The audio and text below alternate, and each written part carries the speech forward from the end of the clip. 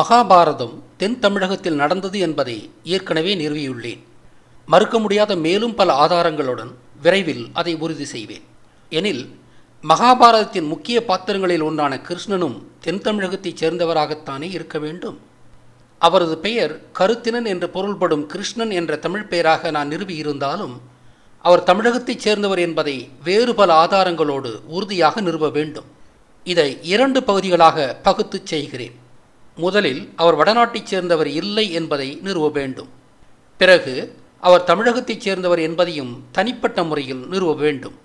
முந்தைய விழியங்களில் மேய்ச்சல் சமூகங்களை ஆய்வு செய்து அவர் யாதவர் இல்லை என்பதை தெளிவாக நிறுவியுள்ளேன். யாதவர்கள் பூர்வீகத்தில் வட இந்தியர்கள் என்பதையும் நிறுவியுள்ளேன்.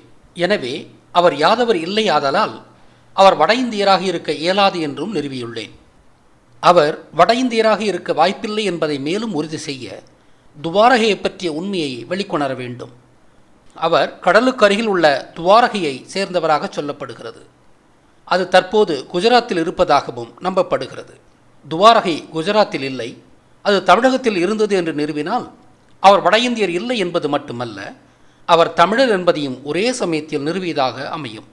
துவாரகையின் சொல்லாய்வை தேடினால் சமஸ்கிருதவாணர்கள் துவார் என்றால் கதவு என்றும், அக்கி என்றால் சொர்க்கலோகம், அதாவது பிரம்மனின் உலகம் என்றும், எனவே துவாரக் என்றால் சொர்க்கத்திற்கான கதவு என்றும் பொருள் சொல்கின்றனர். உண்மையில் துவார் என்றால் நீண்ட துளை, அதாவது நீண்ட வழி என்றே பொருள். இதை சரியாக புரிந்து கொள்ளாமல் வழியை கதவு என்று தவறாக கருதினர் பிராமணர். அக்கி என்றால் எந்த பொருளும் இல்லை.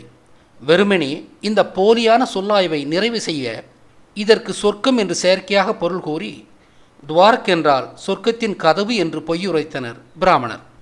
எனவே துவாரகா என்பதன் சமஸ்கிருத பொருள் சரியானதல்ல. துவாரகம் என்பதன் உண்மை பொருளை காண்போம். து ப்ளஸ் வார் துவார். து என்பது துளை என்பதன் சுருக்கம். வார் என்பது நீளமானவற்றை குறிக்கும் பொதுவான சொல். இது நீண்ட மலைத்தொடரை குறிக்கலாம், நீண்ட நீர்வழியை குறிக்கலாம், நீண்ட 7 நாட்களை குறிக்கும் வாரம் என்ற சொல்லின் மூலமும் அதுவே. பல எழுத்துக்களை கொண்டு நீளமாக தைக்கப்படும் சொல்லிற்கு வார்த்தை என்று பெயர். எனவே துவார் என்பது இங்கே நீண்ட துளை என்றே பொருள். 6 கடலை சந்திக்கும் இடத்தை முகத்துவாரம் என்று சொல்லுவோம், அதாவது நீண்ட வழியின் முகம் என்று பொருள். கடல் பகுதியிலிருந்து 6 கடலில் கலக்கும் இடத்தை பார்த்தால் அது தரையில் உண்டான நீண்ட துளை போன்று தெரியும். அந்த துளையின் முன்பகுதிதான் முகத்துவாரம். பொதுவாக துறைமுகங்கள் இப்பகுதிகளிலேயே இருக்கும். இத்தகைய துறைமுக நகரங்கள் துவாரகம் என்று ஆதியில் அழைக்கப்பட்டன. துவாரம் ப்ளஸ் அகம் துவாரகம். அகம் என்றால் உள்ளடக்கிய இடம் என்று பொருள். எனவே துவாரகம் என்றால் துவாரத்தை உள்ளடக்கிய இடம் என்று பொருள். இதுவே துவாரகா என்று வடநாட்டவர்களால் அழைக்கப்பட்டது. இந்த சொல்லின் சமஸ்கிருத பொருள் தவறு என்றும் சரியான தமிழ் பொருளையும் நிறுவிவிட்டோம். துவாரகம் தமிழர்களின் ஆதி துறைமுகம் என்பதற்கு இது முதற்கட்ட ஆதாரம். இது எங்கே இருந்தது என்பதுதான் இப்போதைய கேள்வி. முசிறி என்ற சங்ககால துறைமுகமே மகாபாரத காலத்தில் துவாரகம் என்று அழைக்கப்பட்டது. எப்படி? நாம் வாயை திறந்து முழுமையாக சிரிக்கும்போது நமது முகத்தில் ஒரு துளை, அதாவது துவாரம் உருவாகிறது அல்லவா? முகசிரிப்பால் தானே இந்த துளை விழுகிறது. எனவே இந்த துவாரத்திற்கு முகசிரிப்பு, முகசெறி, முசிறி என்று சங்க காலத்தில் முகத்துவாரத்திற்கு புதிதாக ஒரு உருவகப் பெயர் இடப்பட்டது. மகாபாரத காலங்களில் துவாரகை என்றழைக்கப்பட்ட முகத்துவாரம் சங்க காலத்தில் முசிறி என்றழைக்கப்பட்டது. ஆக மகாபாரத கால துவாரகம் சங்க காலத்தில் முசிறியாகவும், கொச்சி ஆழி, அதாவது சிறிய கடல் என்ற பொருளில் தற்போது கொச்சியாகவும் அறியப்படுகிறது. எனவே தற்கால கொச்சியே மகாபாரத கால துவாரகம். வடநாட்டு துவாரகையை இப்போது பார்ப்போம். குஜராத் துவாரகை தான் கிருஷ்ணனின் துவாரகை என்பதற்கு வலுவான ஆதாரங்கள் இல்லை. அதன் அருகே ஒரு மூழ்கிய நகரம் இருக்கலாம். ஆனால் அதுதான் கிருஷ்ணனின் துவாரகை என்பதற்கு என்ன ஆதாரம்? இதுதான் துவாரகை என்பதை நிறுவ Periplus of the Mediterranean sea என்ற சங்ககால கிரேக்க ஆவணத்தை மேற்கோள் காட்டுகின்றனர். அந்த ஆவணம் குறிப்பிடும் துறைமுக நகரம் பாரிகாசா. அந்த நகரம் அமைந்திருக்கும் குடா பகுதி தான் பாரகா குடாவே ஒழிய அந்த துறைமுக நகரம் துவாரகா அல்ல, பாரிகாசா.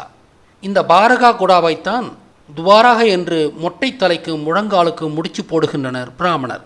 நீண்டதோர் நீர்வழிக்கு வார் என்று பொருள். அதை உள்ளடக்கி இருக்கும் இடம் அகம் என்று பொதுவாக அழைக்கப்படும். எனவே வார் ப்ளஸ் அகம், வாரகம், பாரகம். இதுவே வட இந்தியர்களின் வாயால் பாரகா எனப்பட்டது. இந்த பாரக குடாவைத்தான் ஆங்கிலத்தில் கல்ஃப் ஆஃப் பாரக்கா என்றனர். இந்த இடத்தில் மேலும் ஒரு நீர்வழி நர்மதை ஆறு கடலில் கடக்கும் இடத்தில் இருப்பதை காணலாம். இந்த நீர்வழி வார் என்றும் அதன் முடிவில் அமைந்துள்ள துறைமுக நகரம் காசா என்றும் அழைக்கப்பட்டு, இவற்றின் தொகை பெயராக வார்காசா என்று அழைக்கப்பட்டு, அது மருவி பார்காசாவாகி பிறகு பாரிகாசாவாகியுள்ளது. இங்கு காசா என்பது காய்ச்சி ஊற்றிய உலோக காசுகளை குறித்து, அவற்றை வைத்து நடத்தப்படும் வணிகத்தை குறித்து, பிறகு வணிகம் நடக்கும் துறைமுகத்தை குறிக்கிறது. இதே துறைமுகத்தை தாலமி பாரகே என்று சுட்டுகிறார். பாரகே அமைந்துள்ள குடா பகுதியை அவர் கந்தில் குடா என்கிறார். அது பாரகா குடாவாகவே இருக்க வேண்டும். ஒரு துளை போன்று காணப்படும் இந்த குடா கந்தில் என்று அழைக்கப்பட்டிருக்கலாம். கண் என்றால் தமிழில் துளை என்ற பொருளும் உண்டு. மேலும் சமஸ்கிருத மகாபாரதம் காட்டும் துவாரகை பெரிப்ளஸில் ஒரு துறைமுகமாகவே காட்டப்படவில்லை. அது துறைமுக நகரமாக இல்லாததால் தான் அது பெரிப்ளஸில் காட்டப்படவில்லை. மேலும் சமஸ்கிருத மகாபாரதம் காட்டும் இடத்தில் துறைமுகம் அமைந்திருக்க வாய்ப்பும் இல்லை. உள்நாட்டு வணிகத்திற்கு ஏதுவாக அது கட்ச்குடாவின் முடிவில் பெருநிலத்தின் அருகே அமைந்திருக்கலாமே ஒழிய தற்போதுள்ளது போல கட்ச்குடாவின் நுனியில் அமைந்திருக்க வாய்ப்பில்லை. எனவே சமஸ்கிருத துவாரகை ஒரு வணிகத் துறைநகரமே இல்லை.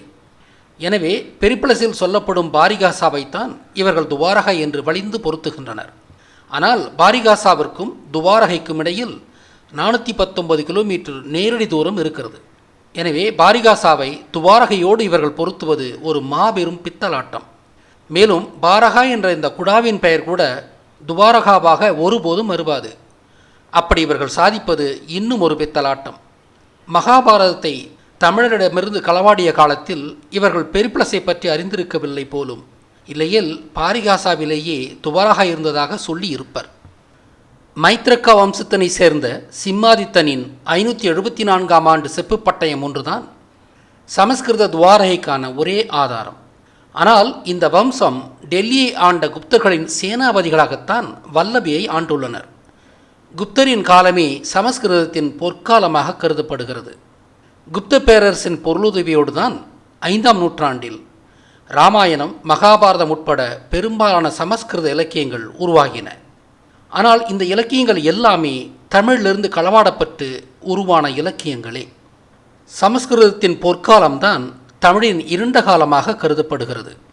களப்பிரர் ஆட்சியில் தமிழரிடமிருந்து வல்லாதிக்கத்தால் கைப்பற்றப்பட்ட தமிழ் இலக்கியங்கள் வடநாடு கொண்டு செல்லப்பட்டு அங்கே சமஸ்கிருதத்திற்கு மொழி மாற்றம் செய்யப்பட்டன.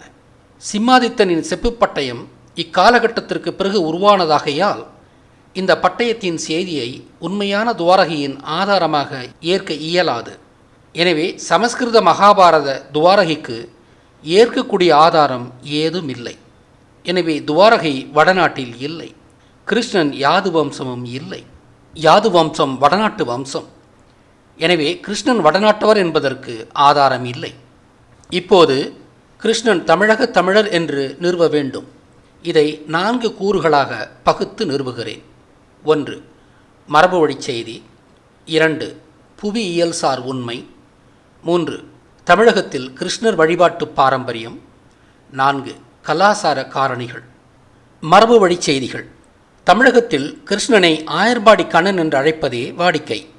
ஆயர்பாடி என்பது பசுமேய்ப்பவர்களின் நகரம். ஆனால் சமஸ்கிருத மகாபாரதம் கிருஷ்ணனை யாதவ குலத்தவர் என்று அழைத்தது. யாதவர் செம்மறி மேய்ப்பவர்கள். அவர்கள் பசுமேய்ப்பவர்கள் இல்லையாதலால் சமஸ்கிருத மகாபாரத கூற்று தவறு என்றும், தமிழகத்தில் அவரை சரியாக ஆயர்வாடி கண்ணன் என்று அழைத்ததால் அவர் தமிழகத்தைச் சேர்ந்தவர் என்று நிறுவுகிறேன். புவியியல் காரணி. மற்றோர் மரபுவழி செய்தியாக கிருஷ்ணன் ஒரு இடையர் என்றே தமிழகத்தில் அறியப்பட்டார். காட்டில் வாழ்ந்த மேய்ச்சல் சமூகம் கிழக்கே இருந்த விவசாய நிலத்திற்கும் மேற்கே இருந்த மேற்கு தொடர்ச்சி மலைக்கும் இடையே இருந்ததால் இவர்கள் இடையர் என்றே அழைக்கப்பட்டனர். இது தமிழகத்திற்கே உள்ள தனித்துவமான நில அமைப்பு. எனவே இவர்களுக்கு இடையர் என்ற பெயர் தமிழக நிலப்பரப்பிற்கே பொருந்துகிறது. மகாபாரதம் நடந்ததாக சொல்லப்படும் வட இந்திய பகுதியில் இத்தகைய நில அமைப்பு இல்லை. எனவே இவர் தமிழகத்தைச் சேர்ந்தவராகத்தான் இருக்க வேண்டும். கிருஷ்ண வழிபாட்டு பாரம்பரியம். வட தமிழகத்தில் கிருஷ்ணனுக்கு ஆதிகால கோயில் இல்லை என்று நான் ஏற்கனவே சொல்லியிருந்தேன். இப்போது கிருஷ்ணன் வாழ்ந்த பகுதியிலாவது அவருக்கு ஆதிகால கோயில் உள்ளதா என்று நாம் காண வேண்டும். 8 மாதங்களுக்கு முன்பு தொழில் ரீதியான பயணமாக கேரளாவின் தலைநகரான திருவனந்தபுரம் சென்றிருந்தேன். எனது உதவியாளர் உமா ஈசன் வாகனம் ஓட்ட எனது வாகனத்தில் சென்று கொண்டிருந்தோம். திண்டுக்கல், திருமங்கலம், திருவில்லிபுத்தூர், தென்காசி, மடத்தரா, நெடுமங்காடு வழியாக சென்று கொண்டிருந்தோம். தென்காசியை நோக்கி திருச்சி திண்டுக்கல் சாலையில் பயணம் மேற்கொண்ட உடனேயே பட்டி என்று முடியும் பெயர்களை கொண்ட ஊர்கள் ஆங்காங்கே தொடர்ந்து வருவதைக் கண்டேன். உற்சாகமடைந்து எனது உதவியாளரிடம் இந்த பகுதிகள் மகாபாரத காலங்களில் காடுகளாக இருந்த இடங்கள் என்று சொல்லிக்கொண்டே இருந்தேன். பட்டி என்பது எப்படி காட்டுப்பகுதியாகும்? இந்த முக்கியமான கேள்வியை நாம் விரிவாக அலச வேண்டும். இந்த விடயத்தின் கருத்தோட்டத்திலிருந்து சற்றே விலகிச் சென்று முல்லை நில ஊர்களின் பொதுவான பெயர்களை அலசுவோம். நிலங்கள் 5 வகைப்படும் என்று தொல்காப்பியத்தை மேற்கோள் காட்டி ஏற்கனவே இந்த மகாபாரத தொடரில் குறிப்பிட்டிருந்தேன். ஒவ்வொரு வகையான நிலமும் அதனதன் கிராமங்களையும் நகரங்களையும் வெவ்வேறு தனித்துவமான பெயர்களால் அழைத்தன. எனவே ஊர்களின் பெயர்களை கேட்டவுடனேயே அவை எந்த நிலத்தைச் சேர்ந்தவை என்பதை கணித்துவிட முடியும். இந்த விடயத்தை கச்சிதமானதாக செய்ய முல்லை நில ஊர்களை மட்டுமே இங்கு அலசுவோம். காடும் காடு சார்ந்த பகுதிகளையும் முல்லை என்று காட்டில் மனம் வீசி மலர்ந்திருக்கும் முல்லையை கொண்டு அழைத்தனர் நமது முன்னோர்கள். இங்கே கால்நடை மேய்த்தலே முதன்மையான தொழில். முல்லை நிலத்தில் 3 வகையான வாழ்விடங்கள் உண்டு. மிகச்சிறிய வல்லாடு மேய்ப்பவர்களின் ஊர்கள் குப்பம் என்றே அழைக்கப்பட்டன. ஆடுகள் போடும் புழுக்கைகள் நிறைந்த ஊராகையால் இவை குப்பை என்ற பொருளில் குப்பம் என்று அழைக்கப்பட்டன. நெய்தல் நிலத்திலும் மீன் கழிவுகள் குப்பைகளாக கொட்டி கிடப்பதால் அத்தகைய சிற்றூர்களும் குப்பம் என்றே அழைக்கப்பட்டன. பட்டி என்பது கால்நடை மேய்ப்பவர்கள் வாழும் பெரிய ஊர்கள். இரவு நேரங்களில் கால்நடைகளை பட்டிகளில் அடைத்து வைப்பதால் இத்தகைய பெரிய வாழ்விடங்களுக்கு பட்டி என்று பெயர். மாடுகளை அடைக்கும் பட்டியிலிருந்தே இந்த ஊர்களுக்கு பட்டி என்ற பெயர் வந்தது. பட்டி என்றால் வட்டமாக உள்ள அடைப்பு என்று பொருள். இது வட்டி என்ற சொல்லின் திரிபாகும். பாடி என்பது மேய்ச்சல் சமூகத்தின் மிகப்பெரிய ஊராகும். பாடி என்பது வாடி என்ற சொல்லின் திரிபாகும். வாடி என்பது வாடி கிடக்கும் இடம் என்று பொருள். பாடி என்பது பெருநகரமாதலால் பெரும்பாலும் பசுக்களை அடிக்கடி மேய்ச்சலுக்கு எடுத்துச் செல்வது வழமையாக இராது. பசு தொழுவங்களிலேயே அவற்றுக்கு தீவனம் கொடுக்கப்படுவதால் பசுக்கள் தொழுவங்களிலேயே வாடி கிடப்பதால் அத்தகைய பெருநகரங்களுக்கு வாடி என்று பெயர் வந்து பாடியாக தெரிந்தது. போரில்லா காலங்களில் போர் வீரர்கள் வாடி கிடக்கும் இடங்களுக்கும் பாடி என்றே பெயர். பாடி என்பதின் இணைச்சொல் ஆங்கிலத்தில் கண்டோன்மெண்ட் என்பதாகும். ஆக 3 விதமான முல்லை நில ஊர்களின் பெயர் காரணத்தை விளக்கிவிட்டோம். எனவே குப்பம், பட்டி, பாடி போன்ற ஊர்கள் குறுக்கிட்டால் நாம் இருக்கும் இடம் முல்லை நிலம் என்று அறிய முடியும். இப்படியாகத்தான் பட்டி என்ற எண்ணற்ற ஊர்கள் குறுக்கிட்டதால் இந்த இடம் பழங்காலங்களில் முல்லை நிலமாக இருந்திருக்க வேண்டும் என்பதை திட்டவட்டமாக அறிந்தேன். முல்லை நில மாயூனாகிய கிருஷ்ணன் இந்த இடங்களில் வாழ்ந்திருக்கக்கூடும் என்பதால் அவர் வாழ்ந்ததற்கான தடயங்கள் இங்கே கிடைக்கும் என்ற எண்ணம் என்னுள் முளைவிட்டது. இப்போது திருமங்கலத்தை தாண்டி திருவில்லிபுத்தூரை நோக்கி பயணித்துக் கொண்டிருந்தோம். நெடுநாளாகவே திருவில்லிபுத்தூருக்கு செல்ல வேண்டும் என்று காத்திருந்தேன். இப்போதுதான் முதலாக அந்த வாய்ப்பு கிட்டியுள்ளது. திருவில்லிபுத்தூருக்கு 10 கிலோமீட்டர் முன்பாகவே கிருஷ்ணன் கோயில் என்ற ஊர் திடீரென்று குறுக்கிட்டது. ஆச்சரியத்தில் உடனே டீக்கடையில் வாகனத்தை நிறுத்தச் சொன்னேன். எங்கள் இருவருக்கும் தேநீருக்கு சொல்லிவிட்டு கடை நிறுவனரிடம் இந்த ஊரின் பெயர் பற்றி விசாரித்தேன். அவர் அங்கிருந்து சற்று தூரத்தில் ஒரு பழைய கிருஷ்ணன் கோயில் இருப்பதாகவும் அந்த கோயிலை வைத்தே இந்த ஊருக்கு கிருஷ்ணன் கோயில் என்று பெயர் வந்ததாகவும் சொன்னார். அந்த கோயிலை பார்க்க முடிவு செய்தோம்.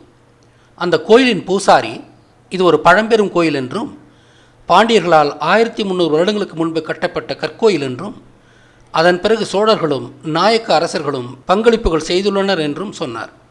அவரது சொற்கள் எனக்கு இன்ப அதிர்ச்சியாக இருந்தது. இந்த பகுதியில் ஒரு கணிசமான அளவுக்கு தெலுங்கு மக்கட்தொகை இருக்கிறது. இவர்கள் 600 ஆண்டுகளுக்கு முன்பு விஜயநகர ஆட்சியின் போது இங்கு வந்தவர்கள். இந்த கிருஷ்ணன் கோயில் 1300 ஆண்டுகளுக்கு முன்பு கட்டப்பட்டதையும் தெலுங்கர்கள் இங்கு 600 ஆண்டுகளுக்கு முன்பு வந்ததையும் பார்க்கும்போது இந்த கோயில் தெலுங்கர்களால் கட்டப்படவில்லை என்பது வெளிப்படை. மகாபாரத காலத்தில் கிருஷ்ணனின் நண்பர்களான பாண்டியர்களின் வம்சாவளிகளால் பிற்காலத்தில் கட்டப்பட்ட கோயில் இது. தெலுங்கர்கள் இங்கு வருவதற்கு 600 ஆண்டுகளுக்கு முன்பே கட்டப்பட்ட கோயில் இது. கிருஷ்ணன் ஆதியில் இந்த பகுதிக்காரர் என்பதற்கு முதல் தடயம் கிடைத்தது. விருதுநகர் மாவட்டத்தில் மேலும் பல கோயில்கள் இருக்கின்றன என்று விரைவில் உணர்ந்தேன். விருதுநகர் மாவட்டம் முழுவதுமே மகாபாரத காலங்களில் காடுகளாக இருந்த நிலம் இப்போது எனது அறியாமை முழுவதுமாக நீங்கியது. கிருஷ்ணனுக்கு தமிழகத்தில் பழம்பெரும் கோயில்களும் உண்டு, கிருஷ்ண வழிபாடும் உண்டு. ஆனால் வட தமிழகத்தில் கிருஷ்ணனுக்கு பழங்கோயில் இல்லாததை நான் விளக்க வேண்டுமல்லவா? அது எளிது. மகாபாரத போர் பாண்டியரின் வெற்றியோடு முடிந்த பிறகு அதுவரை ஆயர்களாக பசுக்களையும் காளைகளையும் வைத்திருந்த மக்கள் தாங்களும் விவசாயம் செய்ய துணிந்தனர். விவசாயிகளாக மாறினாலும் தங்களின் நாயகனான கிருஷ்ணனை தொடர்ந்து வழிபட்டனர். ஆதலினால்தான் ஆயர் சமூகம் தற்போது இல்லாமல் போனாலும் தென் தமிழகத்தில் இன்றும் கிருஷ்ண வழிபாடு தொடர்கிறது. ஆனால் வடதமிழக ஆயர்களின் அரசனாக கிருஷ்ணன் மகாபாரத காலத்தில் இல்லாததாலும் அதன் பிறகு விவசாயிகளாக மாறிய வடதமிழக ஆயர்கள் விவசாயத்தின் கடவுளான பச்சையம்மாவை தங்களின் குலதெய்வமாக வழிபட்டதாலும் வடதமிழகத்தில் கிருஷ்ண வழிபாடு இல்லாமல் போனது. ஆகையால் பழைய கோயில்களும் வடதமிழகத்தில் இல்லாமல் போனது. வடதமிழக கற்கோயில்கள் பெரும்பாலானவற்றை கட்டியவர்கள் சோழர்கள் என்பதாலும் அவர்கள் மகாபாரதம் நடந்து 2000 வருடங்களுக்கு பிறகே தஞ்சாவூர் பகுதியில் உருவான புதிய குடிகள் என்பதாலும் அவர்கள் கட்டிய பெரும்பாலான கோயில்கள் சிவன் கோயில்களாகவும் விஷ்ணு கோயில்களாகவுமே இருந்தன. பிற்காலத்தில் மகாபாரதம் நாடகமாக தமிழகமெங்கும் நடத்தப்பட தொடங்கிய பிறகே வடதமிழக மக்கள் கிருஷ்ணனை அறியத் தொடங்கினர். ஆனால் நாடக கலாச்சாரம் தொடங்கிய காலம் எதுவென்று எனக்கு இப்போது தெரியவில்லை. மேலும் ஆய்வு தேவைப்படுகிறது. கிருஷ்ணன் குருகுலத்தில் படித்து பிறகு அரசனானவராகவே இருக்க வேண்டும். அவர் சித்தமரபை கை கொள்ளவில்லை. ஆனாலும் அவர் ஒரு மிகப்பெரிய ஞானியாக விளங்கினார். உலக புகழ்பெற்ற 5 யுக கருத்தியலை உருவாக்கியவர் அவரே. தமிழரின் கலாச்சார வாழ்க்கை வரலாற்றையே அவரது யுக கருத்தியல் பிரதிபலித்தது. தனக்கு பிரியப்பட்டவர்களான துரோணரையும் பீஷ்மரையும் எதிர்த்து சண்டையிட விரும்பாமல் விசனப்பட்ட அர்ஜுனனுக்கு வாழ்க்கையின் யதார்த்தங்களை பற்றி அவர் அறிவுரை வழங்கியிருக்க வேண்டும். இதுவே மூல பகவத்கீதையாக இருந்திருக்க வேண்டும். மூல மகாபாரதம் பாட்டும் பேச்சும் கலந்த ஒரு நடையில் மக்களிடம் காலங்காலமாக கடத்தப்பட்டிருக்க வேண்டும். பாட்டும் பேச்சும் கலந்த நடை பாக்கதை என்று அழைக்கப்பட்டது. பா என்பது கவிதையையும் கதை என்பது பேச்சையும் குறித்தது. இந்த நடையில் தங்களது செய்திகளை பகிர்ந்து கொண்டவர்கள் பாக்கதையர் என்று அழைக்கப்பட்டனர். பாக்கதையர் பாக்கவிதையராகி பாகவதராகவும் மருவியது. தமிழுக்கு அகரமுதலி உருவான பிறகு எழுத்து வடிவில் மகாபாரதம் பரப்பப்பட்டிருக்க வேண்டும். அதுவரை பாகவதர்கள் பாட்டும் பேச்சும் கலந்த நடையில் மக்களிடம் செய்திகளை சேர்த்தனர். அவசரப்படாத, பல நாள் திருட ஒரு நாள் அகப்படாமலா போயிடுவான். அகப்பட மாட்டான் யாரு கையிலும் அகப்பட மாட்டான். இவன் அகப்பட மாட்டான் யாரு கையிலும் அகப்பட மாட்டான். படவே மாட்டான் யாரு கண்ணிலும் படவே மாட்டான். இவன் படவே மாட்டான் யாரு கண்ணிலும் படவே மாட்டான். ஆவா, இவன் யாருக்கு அஞ்சிட மாட்டான். இந்த ராவணேஸ்வரன் ஆமா, இவன் யாருக்கு அகப்பட மாட்டான். இப்படியாகத்தானே சோகத்திலே மூழ்கி அசோக வனத்தில் இருக்கப்பட்ட சீதா பிராட்டியாரிடம் ராவணனாகப்பட்டவன் தன் பெருமைகளை தானே எடுத்துச் சொல்லி அருகில் நெருங்கினான். அம்மையாருக்கு ஒன்றுமே புரியவில்லை. ஒரே கன்ஃபியூஷன். இவனிடத்திலிருந்து எப்படி தப்புவதென்று அப்படி இப்படியுமாக பார்த்தார்கள், நம்பினார்கள், வேதனை அடைந்தார்கள். இதையெல்லாம் கண்டுகூட கரியவில்லை அந்த அரக்கன் மனது. மேலும் என்ன சொல்லுகிறான் என்றால்,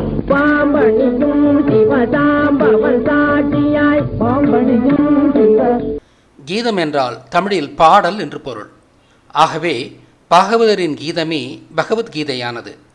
இப்படியாகத்தான் பகவத்கீதை என்ற சொல் உருவானது. யூத பிராமணர்கள் இந்தியாவில் தங்களின் நலன் சார்ந்த அரசியல் திட்டத்தை முன்னெடுக்க கிருஷ்ணனின் உபதேசங்களை பயன்படுத்த எண்ணினர். கிருஷ்ணன் ஒரு அரசியல் ராஜதந்திரி என்ற வரலாற்றையும் அவர் பற்றி மக்களிடமிருந்த மதிப்பையும் அறிந்த அவர்கள் அதை பயன்படுத்தி தங்களுடைய கருத்துக்களை கிருஷ்ணனின் வாயால் பேச வைத்து இந்திய மக்களின் மனங்களில் நஞ்சை விதைத்தனர். தர்ம சிந்தனை கொண்ட ராஜதந்திரியாக மக்களால் அறியப்பட்ட ஒருவரை கொண்டு தங்களது அரசியல் கொள்கையை பேச வைப்பது தானே எளிதானது. இதற்கு கிருஷ்ணன் அர்ஜுனனுக்கு அளித்த அறிவுரை இவர்களுக்கு மிக வசதியாக அமைந்தது. அந்த மூல அறிவுரையை தங்களுடைய திட்டத்திற்கு தகுந்தவாறு மாற்றி எழுதி அதன் மூலம் தங்களின் வர்ணாசிரம கோட்பாட்டின் அடிப்படையில் தங்களை முதன்மை மக்களாக கொண்ட பிறப்பின் வழி படிநிலை சமூகத்தை இந்தியாவில் நிறுவினர். இதுவே சமஸ்கிருத பகவத்கீதை. மீண்டும் நமது செய்திக்கு திரும்புவோம். கிருஷ்ணனுக்கு ஆதி கோயில் தமிழகத்தில் உண்டு என்றும் கிருஷ்ண வழிபாடு தமிழ் ஆயர்களிடம் இருந்தது என்றும் நிரூபித்துவிட்டோம். மகாபாரத போர் நடந்த பகுதியில் கிருஷ்ணனுக்கு பழங்கோயில் இருப்பதை அறிந்து மிக்க மகிழ்ச்சியுற்றேன். கிருஷ்ணன் தமிழகத்தைச் சேர்ந்தவர் என்பதை நிரூபிக்க மேலும் சான்றுகள் கிட்டுமா? நிச்சயமாக. கிருஷ்ணன் கோயிலை தரிசித்த பிறகு திருவில்லிபுத்தூரை நோக்கி எங்களது பயணத்தை தொடர்ந்தோம். திருவில்லிபுத்தூரை அடைந்த உடனேயே நகரமெங்கும் கண்ட திசையெல்லாம் விரவி கிடந்த பால்கோவா கடைகள் எனது கவனத்தை ஈர்த்தது. கண்டவுடன் வியக்கக்கூடிய ஒரு அசாதாரணமான காட்சி அது. திருவில்லிபுத்தூரின் முக்கால்வாசி கடைகள் பால்கோவா கடைகளே. எனது வியப்பை எனது உதவியாளர் உமா ஈசனிடம் தெரிவித்தேன். பிறகுதான் சொன்னார், இந்தியாவுக்கே ஏன் உலகுக்கே கூட பால்கோவா தலைநகரம் திருவில்லிபுத்தூர் தான் என்று. இது உங்களுக்கு தெரியாதா என்று ஆச்சரியமாக வினவினார். உடனே இந்த பால்கோவா யதார்த்தத்தை நான் இந்த பயணத்தில் கண்ட காட்சிகளோடு ஒப்பிட்டு பார்த்தேன். வழியெல்லாம் பட்டி என்ற பெயருடைய ஊர்கள். திருவில்லிபுத்தூருக்கு சற்று தொலைவில் கிருஷ்ணன் கோயில் என்ற ஊரும் அங்குள்ள பழமையான கிருஷ்ணன் கோயிலும், இந்த பகுதி மகாபாரதம் நடந்த திருநெல்வேலி பகுதிக்கு அருகாமையில் இருத்தல், இப்போது இந்நகரம் பால்கோவாவிற்கு பேர் போன நகரமாய் இருத்தல். பால்கோவா என்பது ஒரு தமிழ்ச் சொல். இந்த பெயராலேயே இது இந்தியாவெங்கும் அறியப்படுகிறது. கோவா என்பது பசுவையோ அல்லது கிருஷ்ணனையோ குறிக்கலாம்.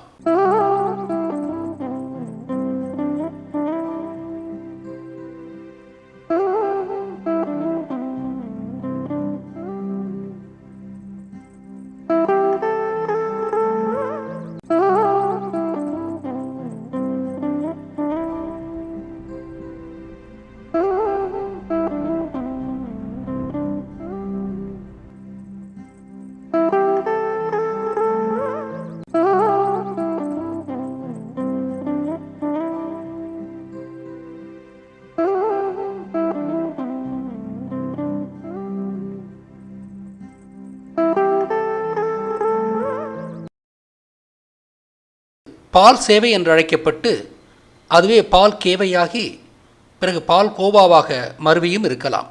ஆக அனைத்து அவதானங்களும் கிருஷ்ணன் இந்த பகுதியைச் சேர்ந்தவர் என்று நிரூபிக்கும் வகையில் அமைந்துள்ளன. வட இந்தியாவில் ஆயர்கள் தங்கி வாழும் பகுதிகள் என்று குறிக்க தமிழகத்தில் உள்ள பட்டி பாடி போன்ற எந்த சொல்லும் இல்லை. இது ஒரு முக்கியமான செய்தி. வட இந்தியாவில் ஆயர்கள் அகிர் என்று அழைக்கப்படுகின்றனர். அகிர் என்ற சொல் தமிழ் ஆயர் என்பதன் திரிபே. பால்கோவா என்பது பாலை சுண்ட வைத்து அதோடு இனிப்பை சேர்த்து உருவாக்கும் பொருள். 5000 ஆண்டுகளுக்கு முன்பே தமிழகம் மட்டுமே பனை மரத்திலிருந்து தயாரிக்கப்படும் கருப்பட்டி என்ற இனிப்பை அறிந்த இடம். கருப்பட்டியின் பட்டி என்ற விகுதி வட்டமான களத்தில் வார்க்கப்பட்ட பொருள் என்பதை சுட்டும் பெயர். கருப்பாக இருப்பதால் கருப்பட்டி என்று அழைக்கப்பட்டது. இந்த இனிப்புக்கும் பட்டி என்று பெயர் வைத்ததிலிருந்து இது ஆயர்களால் கண்டுபிடிக்கப்பட்ட பொருள் என்பது விளங்கும். எனவே பால்கோவா என்பது தமிழக ஆயர்களால் உருவாக்கப்பட்ட பொருள். எனவே இத்தகைய அனைத்து அவதானங்களும் கிருஷ்ணன் இந்த பகுதியைச் சேர்ந்தவர் என்பதை நிறுவுகின்றன. இதை மேலும் உறுதி செய்யும் சான்றாக திருவில்லிபுத்தூருக்கு மேற்கே தென்காசி செல்லும் வழியில் கிருஷ்ணராஜபுரம் என்ற ஊரில் வசுதேவ நல்லூர் பகுதியில் பாண்டியரால் கட்டப்பட்டு இப்போது புதிதாக புனரமைக்கப்பட்ட கிருஷ்ணன் கோயில் உள்ளது. இக்கோயிலில் கிருஷ்ணன் குழந்தையாக 2 கைகளிலும் வெண்ணெய் ஏந்தியபடி காட்சியளிக்கிறார். இன்னும் பல கோயில்கள் இப்பகுதிகளில் உண்டு. தென் தமிழகத்தில் மகாபாரதம் நடந்த பகுதியில் கிருஷ்ணனுக்கான கற்கோயில்கள் உள்ளன என்பதை நிறுவியுள்ளேன். ஆனால் இந்தியாவெங்கும் உள்ள கிருஷ்ணன் கோயில்களை ஆய்வு செய்த எனக்கு வட இந்தியாவில் எந்த கோயிலுமே 600 வருடங்களுக்கு முந்தைய கோயில்கள் இல்லை என்பது தெரிந்தது. 13ஆம் நூற்றாண்டில் நடந்த இஸ்லாமிய படையெடுப்பால் குஜராத் துவாரகையின் கிருஷ்ணன் கோயில் இடிக்கப்பட்டிருக்கும் என்ற வாதத்தை வைத்தாலும் அந்த கோயிலுமே குப்தர் காலமான 5ஆம் நூற்றாண்டிற்கு பிறகே கட்டப்பட்டிருக்க வேண்டும். குப்தர் காலத்தில் தானே தமிழரின் மகாபாரதம் திடப்பெற்று டெல்லிக்கு இடம்பெயர்க்கப்பட்டது. குஜராத் துவாரகையின் அருகே கடலில் மூழ்கிய நகரம் இருக்கலாம். ஆனால் அதுதான் உண்மையான துவாரகை என்பதற்கு எந்த ஆதாரமும் இல்லை. எனவே மகாபாரதம் நிகழ்ந்த தென் தமிழகத்தில் மிக பழமையான கிருஷ்ணன் கோயில்கள் இருப்பதும் ஏனைய இந்திய பகுதியில் அத்தகைய பழைய கோயில்கள் இல்லாதிருப்பதும் கிருஷ்ணன் தென் தமிழகத்தைச் சேர்ந்தவர் என்பதையே காட்டுகிறது. அவரது இடையர் பட்டமும் தென் தமிழக புவி இயலையே சுட்டுகிறது. ஆயர்பாடி கண்ணன் என்ற அவரது தமிழக பட்டமும் அவர் ஒரு ஆயர் என்பதை உறுதி செய்கிறது. மகாபாரதம் நடந்த பகுதியிலுள்ள திருவள்ளிபுத்தூர் பால்கோவா தலைநகரமாக இருப்பதும் கிருஷ்ணன் தென் தமிழகத்தைச் சேர்ந்தவர் என்பதை ஆணித்தனமாக நிரூபிக்கிறது. கம்சனின் கதை மகாபாரதம் சமஸ்கிருதத்திற்கு மொழி மாற்றம் செய்யப்படும் போது யூத பிராமணரால் செயற்கையாக புகுத்தப்பட்ட கதை. அவர் சிறுவயதில் இடம்பெயர்ந்து வாழ்ந்ததற்கான உண்மை காரணத்தை மறைத்து வேறு காரணம் சொல்லவே கம்சன் கதை புகுத்தப்பட்டிருக்கிறது. திண்டுக்கல்லில் தொடங்கி விருதுநகர் வரை மதுரையை உள்ளடக்கிய பரந்த வனப்பகுதியில் பிறந்த கிருஷ்ணன் வேறு பகுதிக்கு ஏதோ ஒரு காரணத்தால் தமது பெற்றோரை பிரிந்து இடம்பெயர்ந்திருக்க வாய்ப்பிருக்கிறது. பரந்த வனப்பகுதி விரிந்த வனம் என்றழைக்கப்பட்டு விரிந்த வனம் பிருந்தவனமாகி பிருந்தாவனமாகியது. பிருந்தாவனம் என்றால் அகன்ற காடு என்றே பொருள். இது மகாபாரதம் நடந்த திருநெல்வேலி பகுதியின் வடக்கே இருந்தது என்பதற்கு அவரது வளர்ப்பு தாயின் பெயரே சான்றாக இருக்கிறது. அவரது வளர்ப்பு தாய் தந்தையராக யசோதையும் நந்தகோபாலரும் காட்டப்படுகின்றனர். குற்றால மலைப்பகுதி சித்தர்களின் பீடமாக திகழ்ந்திருப்பதை காணும்போது குருகுல கல்விக்காக கிருஷ்ணன் தென்காசிக்கு அருகில் உள்ள ஆயக்குடிக்கு தனது 6 வயதில் இடம்பெயர்ந்திருக்க வாய்ப்பிருக்கிறது. முறையான கல்வி இல்லாமல் இவ்வளவு சிறந்த கருத்தினனாக கிருஷ்ணன் உயர்ந்திருக்க முடியாது. குருகுல கல்வி தொடங்கும் வயது 6. ஆயக்குடியில் வாழ்ந்து கொண்டு குற்றால சித்தர் பீடத்தில் குருகுல கல்வி பயின்றிருக்க வேண்டும். குருகுல வாழ்க்கையைத்தான் சமஸ்கிருத திருடர்கள் கோகுலத்தில் வாழ்ந்ததாக கதை கட்டினர். குருகுலத்தில் ஆயக்கலைகள் 64ஐயும் கற்ற கிருஷ்ணன் காளிங்கன் என்ற நாகரின அரம்பனை போரில் வீழ்த்தினார். நாகரின மனிதனை வழக்கம் போல காளிங்கன் என்ற பாம்பு என்று கதை கட்டினர் திருடர்கள். வேடிக்கை என்னவென்றால் கிருஷ்ணனும் ஒரு நாகனே. அவர் குருகுல கல்வி பயின்ற உண்மையை மறைக்கவே அவர் இடம்பெயர்ந்ததுக்கான காரணமாக கம்சனை காட்டி வளர்ப்பு தாய் தந்தையராக யசோதையையும் நந்தகோபாலரையும் காட்டியிருக்கலாம். ஏனென்றால் யசோதை என்பது தெற்கத்திய பசு என்றும் நந்தகோபாலன் என்பது காளையையும் குறித்த சொற்களே. யா ப்ளஸ் கோ ப்ளஸ் தாய், யா ப்ளஸ் சோ ப்ளஸ் தாய், யாசோதாய், யசோதை. யா என்றால் தெற்கு என்று பொருள். கோதாய் என்பது கோமாதா என்று அழைக்கப்படும் கிருஷ்ணனின் வளர்ப்பு தாயாகிய பசுவையே குறிக்கும். அவர் மதுரை பகுதியிலிருந்து தெற்கே தென்காசிக்கு இடம்பெயர்ந்ததால் அவரது வளர்ப்பு தாயாக ஒரு பசு, தெற்கத்திய பசு என்ற பொருளில் யசோதை என்று பெயரிடப்பட்டது. நந்தி ப்ளஸ் கோ ப்ளஸ் பாலன், நந்தகோபாலன். நந்தி என்பது ஆண் மாட்டை குறிக்கும். பசுவின் பாலகனாகிய நந்தி என்பதே நந்தகோபாலன். திருவாதிரை நட்சத்திரமும் ரிஷப அல்லது நந்தி நட்சத்திரமும் உலகின் முதல் நட்சத்திரங்கள். உடுக்களை கொண்டு சித்திரமாக புனையப்பட்டதே சோடியாக் எனப்படும் நற்சித்திரங்கள். உடுக்கள் தீயாக எரிபவை என்பதை தமிழர்கள் ஆதியிலேயே அறிந்திருந்தனர். நல் ப்ளஸ் தீ, நல் தீ, நன்தீ, நந்தி. ஆக யசோதையும் நந்தகோபாலனும் மனிதர்கள் இல்லை, பசுவும் காளையுமே. அடுத்து மதுரை என்ற நகரம் மகாபாரத காலங்களில் இருந்திருக்க வாய்ப்பில்லை. ஏனென்றால் மதுரை என்ற சொல் மருதம் என்ற வயல் பகுதியை குறித்த சொல்லின் மருவிய வடிவம். மகாபாரத போர்க்காலங்களில் தாமிரபரணி ஆற்றுப்பகுதியில் மட்டுமே விவசாயம் நடந்தது. போர் முடிந்த பிறகு பாண்டியருக்கு கிருஷ்ணன் அளித்த நிலமாக மதுரை இருக்கலாம். அதன் பிறகே அங்கு விவசாயம் தொடங்கப்பட்டிருக்க முடியும். அதை வைத்தே அந்த பகுதிக்கு மதுரை என்று பெயர் உருவாகி இருக்கும். கிருஷ்ணன் தனது தங்கை சுபத்ராவை அர்ஜுனனுக்கு மணமுடித்தார் என்பது ஒரு உருவகமே. சுபத்ரா என்பது நிலமே. சுப ப்ளஸ் தரை, சுப ப்ளஸ் த்ர, சுபத்ர, சுபத்ரா. சுப என்றால் உயர்ந்த, மேன்மையான என்று பொருள். தரை என்பது வனப்பகுதியை குறித்த சொல். அர்ஜுனனும் சுபத்ராவும் சேர்ந்து அபிமன்யு என்ற விவசாய நிலத்தை பெற்றெடுக்கின்றனர். அபி ப்ளஸ் மன், அபிமன்யு. அபி என்றால் செழிப்பான என்று பொருள். இந்த அபிமன்யு திருநெல்வேலி பகுதியில் உருவான புதிய விவசாய நிலமாக இருக்கலாம். அபிமன்யுவின் மனைவியும் உத்தரா என்ற நிலமே. உ என்றால் உயர்ந்த என்று பொருள். தரா என்பது வழக்கம் போல தரையை குறித்து வனப்பகுதியை குறித்தது. இது மதுரையை குறித்திருக்கலாம். இவற்றையெல்லாம் விரிவாக பிறகு பார்க்கலாம். ஆக கிருஷ்ணன் சிறுவயதில் இடம்பெயர்ந்தது குருகுல கல்விக்காகத்தான். குருகுலத்தைத்தான் கோகுலம் என்று கதை கட்டினர் பிராமணர். கோகுலம் என்ற சொல்லே பிழையான சொல். கோகுலம் என்றால் பசுக்குலம். பசுவிற்கு குலம் ஏது? குலம் என்றால் ஆயர் குலம் என்றோ அல்லது மாயர் குலம் என்றோதான் இருந்திருக்க வேண்டும். 18 ஆண்டுகள் குருகுல கல்வி முடிந்து 24 வயது வாலிபனான அவர் திருவள்ளிபுத்தூர் பகுதியின் அரசனாகவும் ஆகியிருக்க வாய்ப்பிருக்கிறது. ஆக கிருஷ்ணன் ஒரு பச்சை தமிழரே. நான் பெற்ற ஒரு இன்ப அதிர்ச்சியை உங்களிடம் கட்டாயம் பகிர்ந்து கொள்ள வேண்டும். இந்த ஒலிப்பதிவை முழுமையாக முடித்துவிட்டு இந்த ஒலிக்கோப்பை படக்கலவை செய்யும் கணனைக்கு மாற்றியும் விட்ட பிறகு கிருஷ்ணன் வென்ற பாம்பின் பெயர் காளிங்கன் என்பது சரியா, அபிமன்யு மனைவி பெயர் உத்தராதானா என்று சற்றே ஐயம் கொண்டு இவை பற்றி உறுதி செய்து கொள்ள இப்பெயர்களை முதன்முறையாக கூகுள் செய்தேன். உத்ராவை கூகுள் செய்த போது அப்படியே அயர்ந்து போனேன். அந்த கணனி பக்கத்தைத்தான் நீங்கள் இப்போது காண்கிறீர்கள். அபிமன்யு போரில் கொல்லப்பட்டதால் அது திருநெல்வேலி அருகில் போரால் சீரழிந்த விவசாய நிலம் என்றும், அபிமன்யுவின் மனைவியான உத்தரா மதுரையாகத்தான் இருக்க வேண்டும் என்றும் ஏற்கனவே ஊகித்திருந்தேன். இந்த பக்கம் சொல்கிறது உத்தரா மத்ஸ்ய தேசத்தின் இளவரசி என்று. உங்களுக்கும் தலை சுற்றுகிறதல்லவா? மத்ஸ்யம் என்றால் மீன் என்பதால் மத்ஸ்ய தேசம் மீனாட்சி ஆளும் மதுரை என்பதும், எனவே உத்தராதான் மதுரை என்பது மட்டுமல்ல, அபிமன்யு மற்றும் சுபத்ராவும் நிலங்களே என்ற எனது ஊகமும் மிகச் சரியென்று நிறுவப்பட்டு விட்டன. எனது அடுத்த தமிழ் படைப்பில் கேரள மலைநாட்டில் காணப்படும் கௌரவர்களுக்கான ஆர்வமூட்டும் ஆதாரங்களை விவரிக்கிறேன்.